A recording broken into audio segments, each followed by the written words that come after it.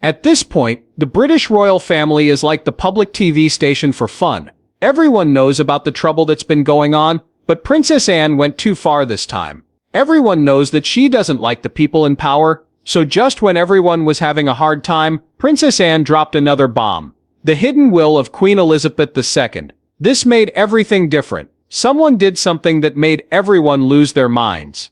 There is no doubt that Princess Anne was one of Queen Elizabeth's closest guardians. The Queen Mother often went to her when she needed someone to talk to. What exactly was written in the will that changed everything about the monarchy? For the most part, it had clear directions for one member of the royal family. Who is that person? And what did they do for Queen Elizabeth that she would remember them after she died?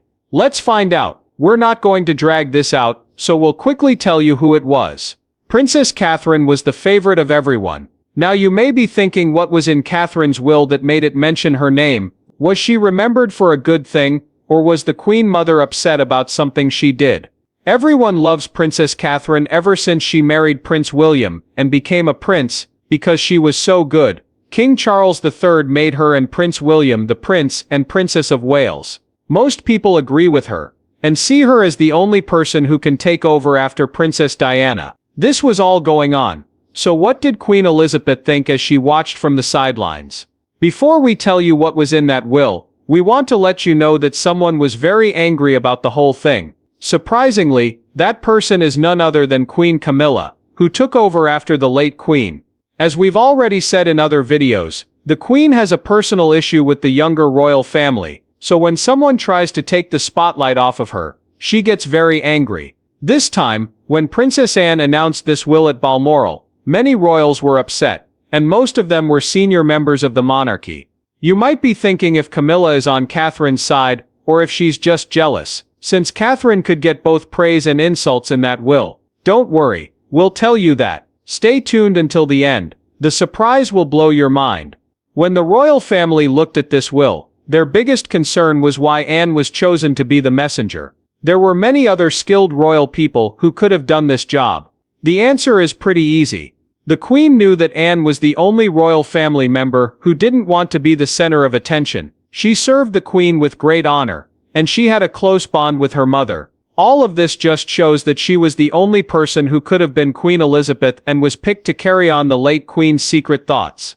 The summit at Balmoral was meant to be a very quiet event, but Princess Anne may have been the one who realized that the royal family had no future if things kept going the way they were. She must have thought it was the best time for them to buckle down and learn from the most skilled Queen England has ever seen. In other words, will it change the way the government works now and make everything right? Time will tell. From Princess Anne's point of view, this all sounds pretty good, but we need to tell you something. People say that Princess Anne might be doing all of this because she hates Camilla, which is a problem. Why do you hate them? It's not just the fact that Queen Camilla slept with her brother King Charles, and that they got married that caused him to divorce Princess Diana. It's something else.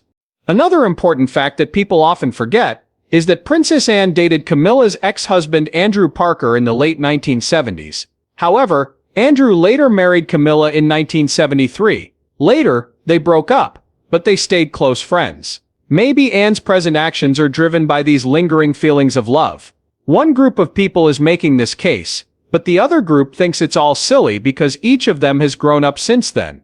By the time Camilla married Charles in 2005, she was already a well-liked and respected member of the royal family. She does all of her jobs perfectly, and was a favorite of the late Queen. Some people think Anne changed and became more professional, but Anne was acting very suspiciously, and on the day of the wedding she was avoiding and trying to avoid her new sister-in-law. Which group of people is then right? We're not going to keep this up any longer. We'll tell you right now which group of people is right. Princess Anne doesn't like Camilla, the Queen's daughter. That much was clear when Anne told Camilla, "You're not the Queen at a private dinner. You are the Queen's partner." For them, this was a call to war, even though it might seem like a small thing to us.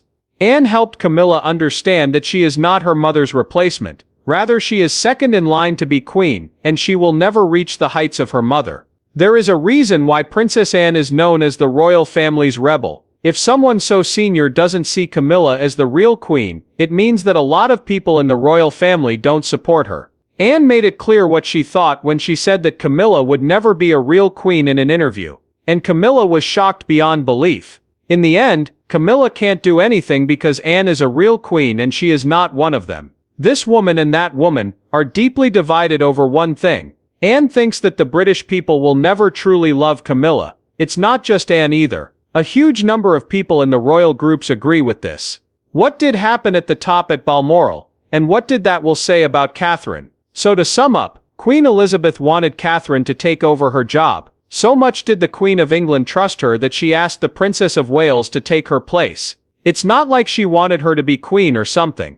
At least not right now, like she did when she was alive. The late Queen wanted Catherine to be the stable one in the family. This showed how much Queen Elizabeth trusted Catherine, and how upset she was about how weak the government was, especially when King Charles was in charge. Camilla's place in the British royal family has never been steady, which is the main problem. The fact that she is married to Charles is the only thing that makes her queen. This is a very important fact in the royal family. By doing charity work on problems like domestic violence and literacy, Camilla has done her best to improve her public image and has worked hard at it. But she can't get rid of the dreams. She needs to accept that she was the reason Diana and Charles's beautiful relationship ended, no matter how hard she tries. The only way for her to get rid of the tag of the other woman in that affair is to accept it and move on. In this way she will only be able to get people to like her. The royal family is a different story. This is not how the problem between Princess Anne and Camilla will ever be fixed. Anne has been following the royal customs without fail because she cares about them. There is a very small chance that someone like her will ever accept Camilla into the royal family. These things are important to Camilla because they tell her that some family members still don't like her and see her as an outsider. This makes her want to do better and earn their approval. Camilla could have had a lot easier times if she had stuck to trying to improve her image by being honest and doing good things. Instead, she took a shortcut that cost her right away.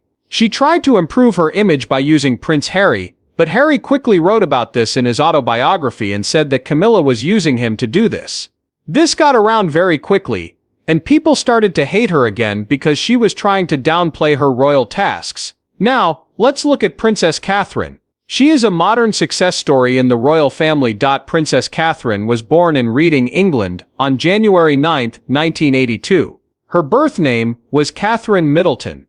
Because she was raised in a middle-class family, she is the only royal child who doesn't come from a good family. This was a unique thing about her, because it showed her how to be honest and humble. Also, her parents, Michael and Carol, were pretty successful in their party piece business, which made life easy and good for Catherine and her family.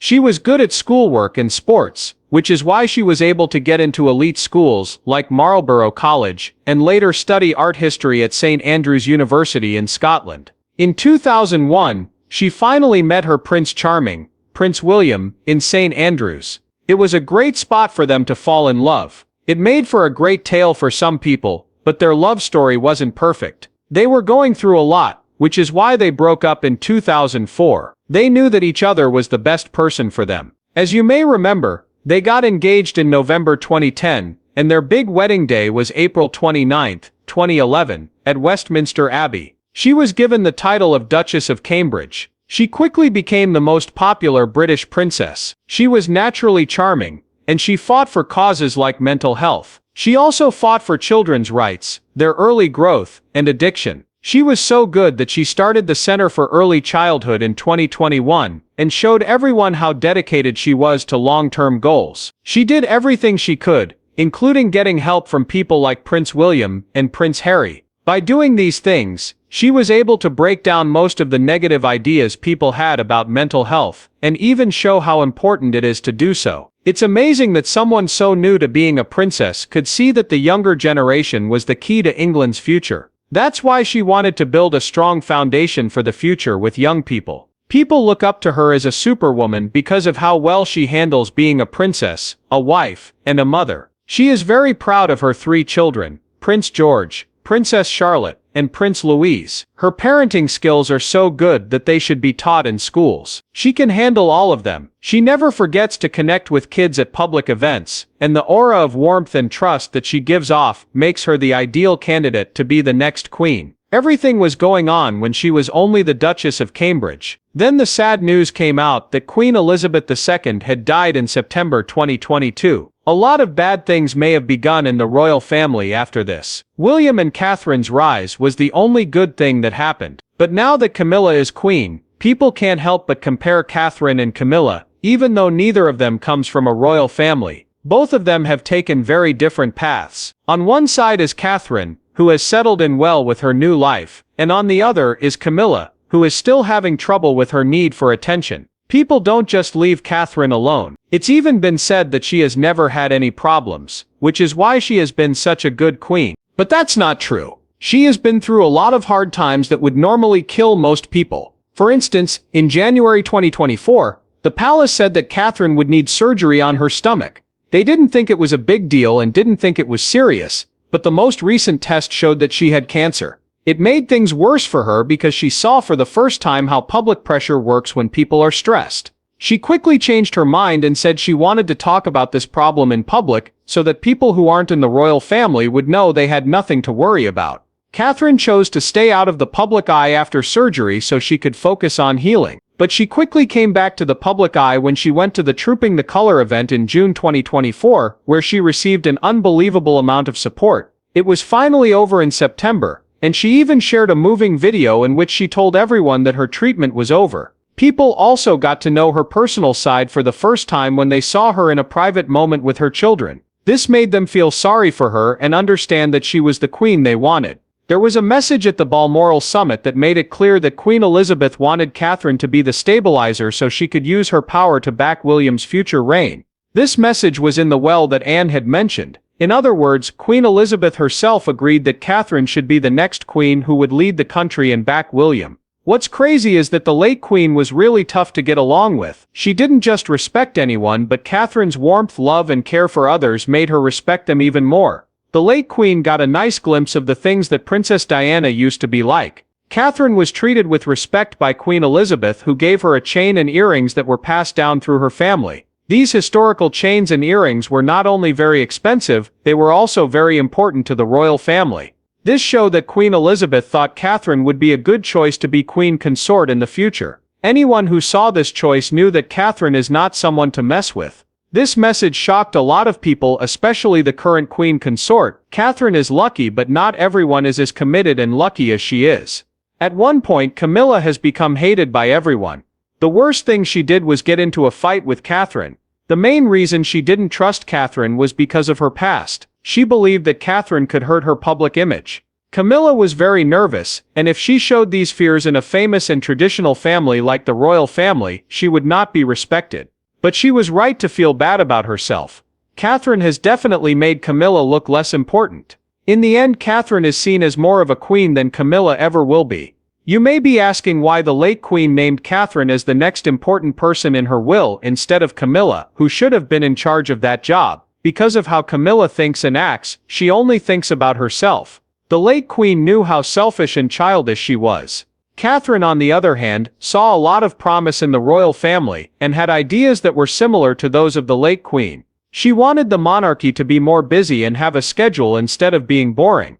She also admired Catherine's creativity in coming up with new ways to make the royal family more useful. What does this mean for Camilla's future? Is she going to keep being mean and jealous toward Catherine?